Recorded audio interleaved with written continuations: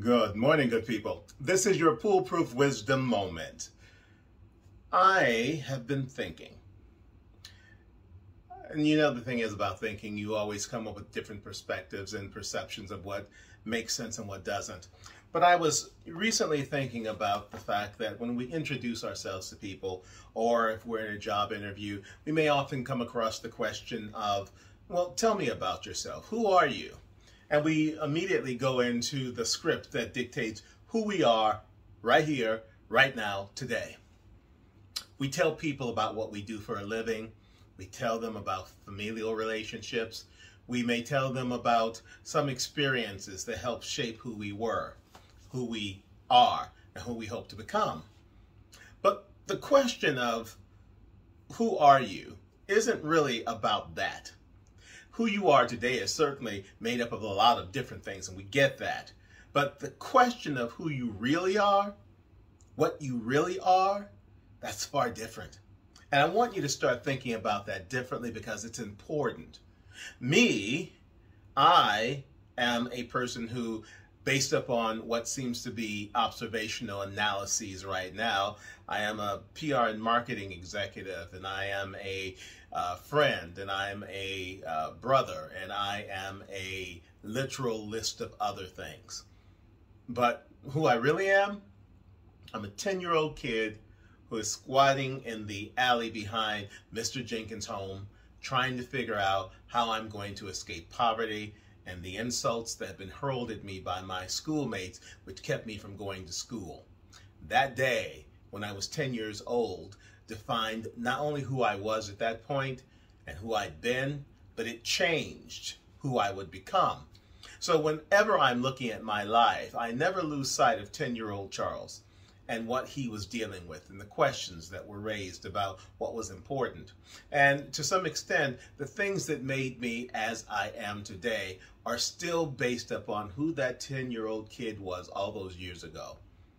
And I know that having a background that has poverty and a great deal of loss and being bullied and a lot of other things influences who I am today, not only in the ways that you would think, because there are some traumas that are still associated with that has to do with my being a person who is an introvert, who is slow to trust. I know this about myself and I do not disclaim it.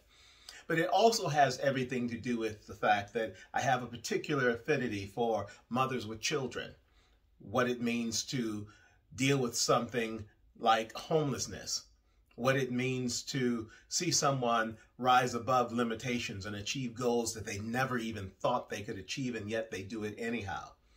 The fact that I have taken years to get to a point where I have learned how to trust people.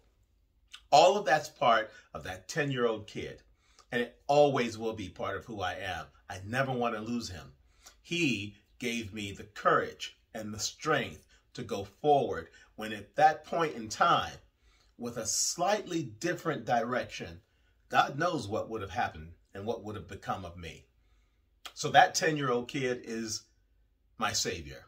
And I don't say that in a religious sense because I know my God and Father is my savior along with Jesus Christ, right? But in terms of this world, that 10-year-old kid became the instinct that influenced every decision I made forward, to go back to school, to get my education, to pursue more education, to pursue dreams, to do things that were challenging and yet somehow seemed impossible, but I still felt like I can do it. To be a fighter, to not give up, to not give in when it comes to being supportive and caring for other people. Fighting even when everybody else is willing to give up, and speaking up when no one else is willing to raise their voice. That's who I am. That 10-year-old kid lives in me all these years later, and he will always be with me until the day that my years on this planet end. So when you're trying to define yourself, good people, take a moment and pause and ask yourself, who am I? Really? Who am I really? And it's not what you seem to be today. It's not the trappings of your success or lack thereof. It's not what roles you inhabit today. It's about who you were that made it possible for you to become who you are. And with that knowledge, You are so powerful, nothing, and no one can stand in your way.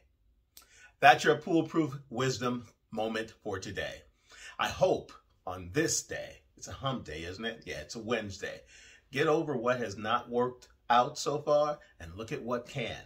And remember who you are, not just today, but who you've been and who you yet will be. And you will be empowered to make anything possible. Take care, good people.